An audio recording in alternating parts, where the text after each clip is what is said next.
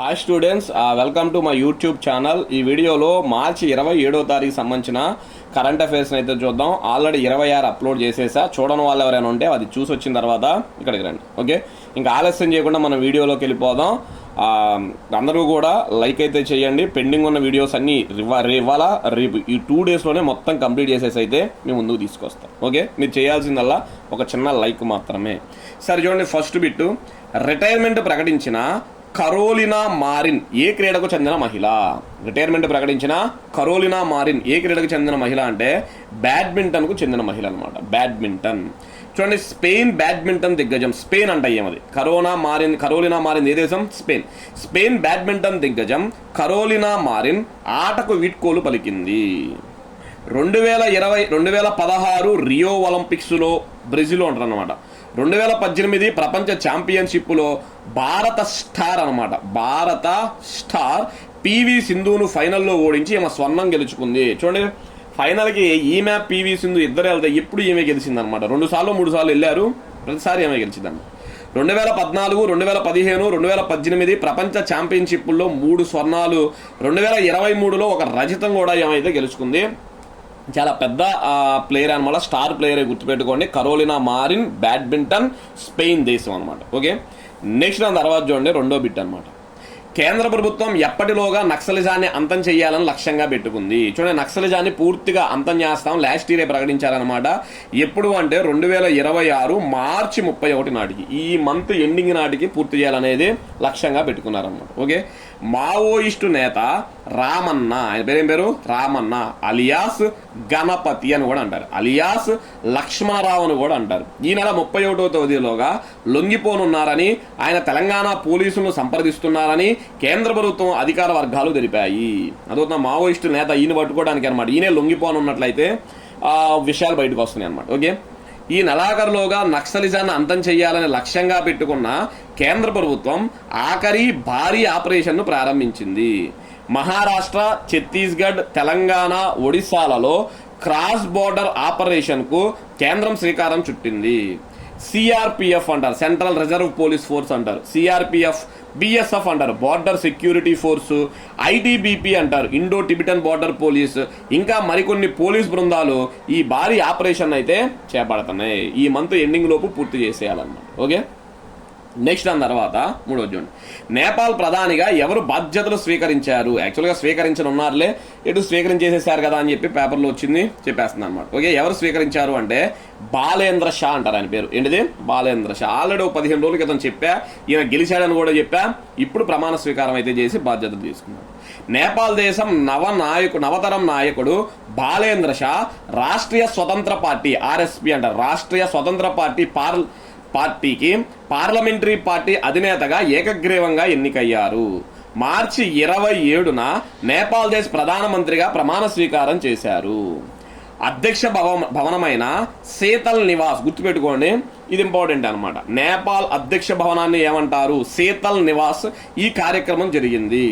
35 ఏళ్ళ, ఇది కూడా గుర్తుపెట్టుకోవాలి, 35 ఏళ్ళ బాలేంద్ర షా అతి తక్కువ వయస్సులో నేపాల్ ప్రధాని అయిన వ్యక్తిగా రికార్డు సృష్టించాడు. అది చిన్న వయసులో నేపాల్ ప్రధాని అంటే ఈయన.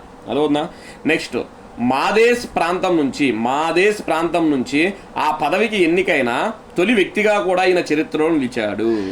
యువతను ఉర్రూతలీగించిన ర్యాప్ సంగీత కళాకారుడు ఈయన. ఫస్ట్లో ర్యాప్ సంగీతకారుడు, మనకి ర్యాప్ ఉంటుంది కదా, దాంట్లో సంగీత కళాకారుడైన బాలేంద్ర షా బాలెన్గా ప్రసిద్ధి. ఈయన చాలా మంది బాలెన్ అంటారనమాట, ప్రసిద్ధుడు.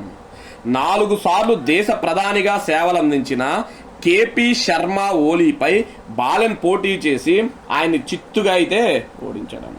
అదునా, మాజీ ప్రధాని మీద పోటీ చేసి ఆయన్ని చిత్తుగా అయితే ఓడించాడంట, గుర్తుపెట్టుకోండి. నెక్స్ట్ దాని తర్వాత 4, అమెరికాలో ఫాస్టరింగ్ ద ఫ్యూచర్ టుగెదర్ సదస్సును ఎవరు నిర్వహించారు అంటే మెలనియా ట్రంప్ అనమాట. డొనాల్డ్ ట్రంప్ యొక్క భార్య మెలనియా ట్రంప్ గారు అమెరికాలో ఫాస్టరింగ్ ద ఫ్యూచర్ టుగెదర్ అనే సదస్సును నిర్వహించారంట. ఓకే, అమెరికా ప్రథమ మహిళ, చూడండి, అధ్యక్షుడి యొక్క భార్యని ప్రథమ మహిళ అంటారు. అమెరికా ప్రథమ మహిళ మెలానియా ట్రంప్ అమెరికాలోని వాషింగ్టన్లో ఉన్న శ్వేత సౌధం అంటే శ్వేత అంటే ఏంటిది? వైట్ అనమాట. మనకి వైట్ రెవల్యూషన్ అంటారు. వైట్ రెవల్యూషనే తెలుగులో ఏమంటారు? శ్వేత విప్లవం అంటారు అనమాట. ఓకే, అమెరికాలోని వాషింగ్టన్లో ఉన్న శ్వేత సౌధంలో ఫాస్టరింగ్ ద ఫ్యూచర్ టుగెదర్ అనే సదస్సు నిర్వహించింది. ఈ సదస్సుకు 45 దేశాధినేతల సతీమణులు హాజరయ్యారు. చూడండి, దేశాధినేతలు ఉంటారు కదా, వాళ్ళ భార్యలు అయితే హాజరయ్యారు. ఈ సమావేశానికి వచ్చినటువంటి దేశాధినేతల సతీమణులకు స్వాగతం అంటూ వారిని ఫిగర్ 3 అనే హ్యూమనాయిడ్ రోబో స్వాగతం పలికింది. చూడండి, వచ్చిన వాళ్ళందరికీ కూడా ఒక రోబో నమస్కారం పెట్టి స్వాగతం స్వాగతం అని పిలుస్తుందంట. ఆ రోబో పేరు ఫిగర్ 3 అంట. స్వాగతం అనేది బెంగాలీ పదంగా వైట్ హౌస్ పేర్కొన్నది. చూడండి, స్వాగతం అనేది మన భాష, మన భారతదేశానికి చెందిన పదం. మన భారతదేశంలో కూడా బెంగాలీకి సంబంధించినటువంటి పదం. ఎక్కడో అమెరికాలో మన భారతదేశ పదాన్ని, ఒక బెంగాలీ పదాన్ని స్వాగతం అనే దాన్ని ఉపయోగించారు. ఓకే, నెక్స్ట్ చూడండి, 5వ బిట్. 108 అడుగుల నీలకంఠవర్ణి విగ్రహ ప్రతిష్టాపన ఎక్కడ జరిగింది? చూడండి, 108 అడుగుల నీలకంఠవర్ణి అనే వ్యక్తి యొక్క విగ్రహ ప్రతిష్టాపన ఎక్కడ జరిగింది అంటే నారాయణ్ అక్షర్ధామ్ అంటారు. నారాయణ్ అక్షర్ధామ్లో జరిగింది అన్నమాట. ఓకే, ఢిల్లీలోని ప్రఖ్యాత స్వామి నారాయణ్ అక్షర్ధామ్ ఆలయం మరో చారిత్రాత్మక ఘట్టానికి సాక్షిగా నిలిచింది. ఆలయ ఆవరణంలో 108 అడుగుల నీలకంఠవర్ణి విగ్రహ ప్రతిష్టాపన కార్యక్రమం విజయవంతంగా ముగిసింది. బాల సన్యాసి రూపంలో ఉన్న స్వామి నారాయణ్ భగవాన్కు ప్రతీకగా ఈ నీలకంఠవర్ణి విగ్రహం ఒంటికాలుపై నిలబడి సుదీర్ఘ ధ్యానముద్రలో ఉన్నట్టుగా తీర్చిదిద్దారు. చూడండి, ఒంటికాలు మీద నిలబడి 2 చేతులు పైకెత్తి ధ్యానం చేస్తున్నట్లు ఉంటుంది అనమాట. అర్థమవుతుందా? ఒకసారి మీరు గూగుల్లో కొట్టినా కూడా వచ్చేసిద్ది అనమాట. సో ఇంపార్టెంట్ బిట్టే. ఎన్ని అడుగులు? 108 అడుగులు. ఓకే, నెక్స్ట్ దాని తర్వాత చూడండి 6.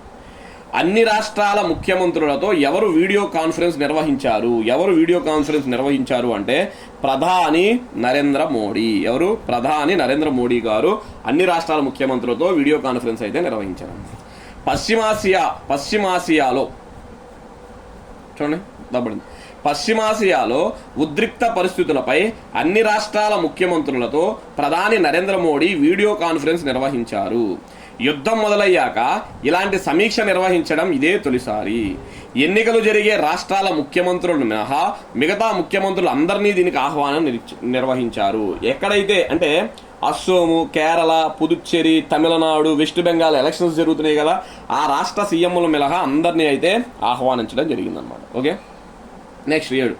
వార్తల్లో నిలుస్తున్న షాహిద్ 136 డ్రోన్ ఏ దేశానికి చెందినది? ఇది ఇంపార్టెంట్ బిట్, చాలా ఇంపార్టెంట్ బిట్, చూసుకోండి. వార్తల్లో నిలుస్తున్న షాహిద్ 136 డ్రోన్ ఏ దేశానికి చెందింది అంటే ఇరాన్ దేశానికి చెందింది అనమాట. ఏ దేశం? ఇరాన్. చౌకైన షాహిద్ 136 డ్రోన్లపై అమెరికా సహా ప్రపంచ దేశాలన్నీ నిశితంగా దృష్టి పెట్టాయి. చూడండి, ఒక్క అమెరికానే కాదు, ప్రపంచం మొత్తం కూడా ఈ డ్రోన్ల మీద ఆలోచనని దృష్టి పెట్టాయంట. ఎందుకు పెట్టాయంటే ఈ డ్రోన్ ధర కేవలం $20,000 నుంచి $50,000 మధ్యలోనే ఉంటుంది. చూడండి, ఒక డ్రోను కేవలం $20,000 నుంచి $50,000 మధ్యలోనే ఉందంట. ఈ డ్రోను 2,500 కిలోమీటర్ల దూరం వరకు ప్రయాణించగలదంట. ఇది ఇంపార్టెంట్ మనకి. ఎంత దూరం? ఆల్మోస్ట్ 2,500 కిలోమీటర్ ఈ డ్రోన్ వెళ్ళగలదంట. 40 నుంచి 50 కిలోల వార్షెడ్లను కూడా మోసుకెళ్ళగలదు. ఇరాన్ దేశం అతి తక్కువ బడ్జెట్లో షాహిద్ 136ను తయారు చేసి దాన్ని ఉపయోగిస్తుంది. ఇప్పుడు వీటిని పాడు చేసిన వీళ్ళకి పెద్దగా ఆర్థిక నష్టం రాదు. $20,000 అంటే పెద్ద ఆర్థిక నష్టమే కాదనమాట. $20,000 నుంచి $50,000 మాత్రమే పలికే షాహిద్ 136 డ్రోన్ను కోల్చడానికి, ఇది వస్తుంది అనుకోండి, అటు పక్కన అమెరికా కానీ ఇజ్రాయెల్ కానీ దీన్ని కోల్చడానికి ప్రయోగిస్తున్న పేట్రియాట్ క్షిపణి ఖరీదు $40 లక్షల అంట. చూడండి, వీళ్ళు $20,000 ప్రయోగించిన దాన్ని వాళ్ళు దాన్ని కోల్చడానికి $40 లక్షల ఉపయోగిస్తున్నారు. అంటే అమెరికా, ఇజ్రాయిల్ ఆర్థికంగా నష్టపోతున్నాయి అన్నమాట. ఇరాన్ అందుకే ఎక్కడా తల వంచట్ల. ఇరాన్లో ఆర్థిక అంటే అక్కడ దాడులు జరుగుతున్నాయి, వాళ్ళు కూడా చనిపోతున్నారు, వాళ్ళకి ఆర్థిక నష్టం జరుగుతుంది. కానీ దానికి 10 అనమాట. 10 అమెరికా, ఇజ్రాయిల్ కూడా ఆర్థిక నష్టం జరుగుతుంది. అందుకే ఇరాన్ ఎక్కడా కూడా తలంచట్లేదు అనమాట. అదవుతుందా?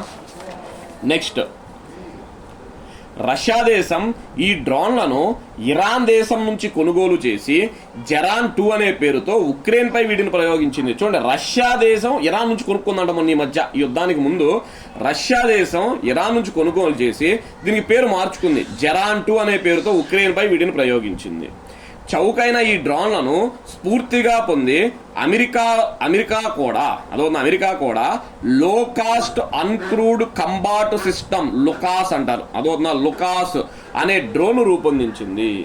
ఇరాన్ని ప్రేరణగా తీసుకొని అమెరికా కూడా ఒక డ్రోన్ తయారు చేసింది, దాని పేరు లుకాస్ అంట, లో కాస్ట్ అన్క్రూడ్ కంబాట్ సిస్టమ్ అంటారంట. ఓకే, నెక్స్ట్ యుద్ధంలో అమెరికా ఎంక్యూ-9B స్కై గార్డియన్ లేదా సీ గార్డియన్ అనే డ్రోన్లను ప్రధానంగా వాడుతుంది. షాహిద్ 136 నుంచి స్ఫూర్తి పొంది భారతదేశం కూడా చౌకైన దీర్ఘశ్రేణి డ్రోన్ల రూపకల్పనకు చర్యలు చేపట్టింది. మనం కూడా ఇలా చౌకైన ఎక్కువ కాలం ఎక్కువ దూరం వెళ్ళే డ్రోన్లను అయితే స్టార్ట్ చేయబోతున్నామంట, గుర్తుపెట్టుకో. ఓకే, చాలా ఇంపార్టెంట్ షాహిద్ 136. నెక్స్ట్ 8 చూడండి, ఏ రాష్ట్రంలో 131 అడుగుల హనుమంతు విగ్రహాన్ని ప్రతిష్ఠించారు? చూడండి, 131 అడుగుల హనుమంతుని విగ్రహాన్ని ప్రతిష్ఠించారంట శ్రీరామనవమి రోజు. ఏ రాష్ట్రం అంటే రాజస్థాన్ రాష్ట్రంలోని రాజ్ సమంద్ అనే ప్రాంతానికి సమీపంలో గిరిరాజ్ పర్వత శిఖర భాగాన, అంటే పైన గిరిరాజ్ పర్వత శిఖర భాగాన 131 అడుగుల హనుమంతుని విగ్రహం ప్రతిష్ఠించారు. ఇప్పటికే ఇక్కడ ప్రపంచంలో అత్యంత ఎత్తైనదిగా 369 అడుగుల భారీ శివుడి విగ్రహం ఉంది. చూడండి, ఆల్రెడీ ఇక్కడ శివుడి విగ్రహం ఉందంట, 369 అడుగుల శివుడి విగ్రహం ఉందంట. ఇప్పుడు సేమ్ దానికి దగ్గరలో మళ్ళా హనుమంతుని విగ్రహం కూడా పెట్టారంట. ఓకే, ముంబైకి చెందిన వ్యాపారవేత్త గిరీష్ రతిలాల్ షా ఈ విగ్రహాన్ని రూపొందించారు. గిరీష్ రతిలాల్ షా అంట. ఓకే, నెక్స్ట్ 9, ఏ రాష్ట్రంలో 11 రకాల కొత్త తూనీగలను గుర్తించారు అంటే సిక్కింలో గుర్తించారు అనమాట. ఎక్కడ? సిక్కిం విశ్వవిద్యాలయం నిర్వహించిన ఒక శాస్త్రీయ అధ్యయనంలో రాష్ట్రంలో మొదటిసారిగా 11 కొత్త రకాల తూనీగలను, వెదురుగొట్టం తూనీగలను గుర్తించారు. డ్యామ్సెల్ తూనీగలు అంటారు అనమాట, డ్రాగన్ ఫ్లై. వీటిని కొత్తగా గుర్తించారు. వీటిని ఓడోనిట్స్ గా వర్గీకరించారు. ఓడోనిట్స్ జాతికి అయితే వర్గీకరించారు. వీటితో సిక్కింలో కనుగొన్న ఓడోనిట్ జాతుల సంఖ్య 93కు చేరుకుందంట. ఆ తూనీగలు ఏ జాతికి చెందినవంట? ఓడోనిట్స్. ఇప్పుడు మొత్తం సిక్కింలో ఓడోనిట్ జాతుల సంఖ్య 93కి అయితే చేరుకుందంట, గుర్తుపెట్టుకోండి. ఓకే, నెక్స్ట్ దాని తర్వాత చూడండి 10ది లాస్ట్ బిట్ అనమాట. 2025 ఆర్థిక సంవత్సరంలో ఏ పార్టీకి అత్యధిక నిధులు వచ్చాయి అంటే బీజేపీ పార్టీకి అత్యధిక నిధులు వచ్చాయంట. అదవుతుందా? దేశంలో అత్యధిక మొత్తంలో విరాళాలు పొందుతున్న పార్టీగా బీజేపీ రికార్డు సృష్టించింది. ఒక 2025 ఆర్థిక సంవత్సరంలోనే ఆ పార్టీకి 6074 కోట్ల మేర నిధులు వచ్చాయి. అసోసియేషన్ ఫర్ డెమోక్రటిక్ రీఫార్మ్స్ తన నివేదికను విడుదల చేసింది. దేశంలోనే అన్ని పార్టీలకి కలిపి 6648 కోట్లు రాగా, చూడండి 6600 వచ్చినాయి సుమారు. దాంట్లో 6074 కోట్లు ఒక్క బీజేపీ పార్టీకే వచ్చాయి. చూడండి, అసలు ఎక్కువ వచ్చేసినాయి అనమాట. అదవుతుందా? కేవలం 20,000కు మించిన విరాళాలు మాత్రమే పరిగణలోకి తీసుకొని ఈ నివేదికను విడుదల చేశారు. ఇప్పుడు 20,000 కన్నా తక్కువ ఇవ్వచ్చు చాలా మంది, దాన్ని పరిగణలోకి తీసుకోవాలా? 20,000కు మించిన విరాళాలను మాత్రమే తీసుకుంటే ఇన్ని కోట్లు బీజేపీకి వచ్చినాయి. రాజకీయ పార్టీలకు అత్యధిక విరాళాలు అందించిన ట్రస్టుల్లో ఫ్రూడెంట్ ఎలక్టోరల్ ట్రస్ట్ అగ్రభాగాన నిలిచింది. ఏంటిది అంటే ఏ ట్రస్ట్ అత్యధికంగా ఇచ్చింది అంటే ఫ్రూడెంట్ ఎలక్టోరల్ అనే ట్రస్ట్ ఎక్కువ ఫండ్లను అయితే పార్టీలకి విరాళంగా అయితే ఇచ్చింది అన్నమాట. అదవుతుందా? ఇవి స్టూడెంట్స్ మనకి 27వ తారీఖుకి సంబంధించినటువంటి కరెంట్ అఫైర్స్ అన్నమాట. అదవుతుందా? ఓకే, మళ్ళీ 28వ తారీఖుకి సంబంధించినటువంటి కరెంట్ అఫైర్స్తో అయితే మీ ముందుకు వస్తా. Thank you.